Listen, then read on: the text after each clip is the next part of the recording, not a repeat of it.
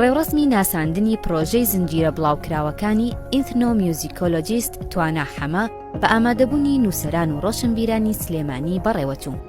ئامانجی نووسەر لە بڵاوکردنەوەی ئەم زنجیرە نامیلکانە بڵاوکردنەوەی ڕۆشنبیری میوزیکیە لە کوردستاندا.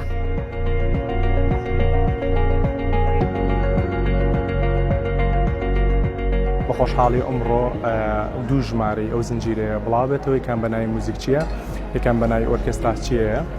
تەواوی پرۆژەکە پێگاتووە لە کۆمەڵێک بابەتی زانستی دەربارەی موزیک بەگشتی و بەتایبەت موزیکی کوردی کە بتوانین لە ڕێگای ئەم زنجیرە نامیلکەوە کلێنێکی گەورە لە نێو مۆسیقای کوردی پڕ بکەینەوە کە خۆتان نەزان کتێبخانی مۆسیقای کوردی لەم بوارە زۆر هەژارە کە ئەمە خۆم وەکو ئەزمموی خۆم لە قۆناغی پەیمانگە وەزان کوردانە هەمیشە گرفتێکی سەرەکی من بووە کە نەمتوانین سەرچاوەی زانستیم دەست پێ بە زمانی دایت. دیارە ئەم پرۆژەیە ئەتوانم بڵم کلێنێکی بچکۆلەی ئەو کلێنە گەورەیە پڕکاتەوە بۆ ئومێدم پرۆژەکە بەردەوامی هەبێ و پشتیوانی بکرێ و بتوانین زۆر لایانی تری زانستی لەسەر مۆسیقا بە شێوەیەکی گشتی بدوێت.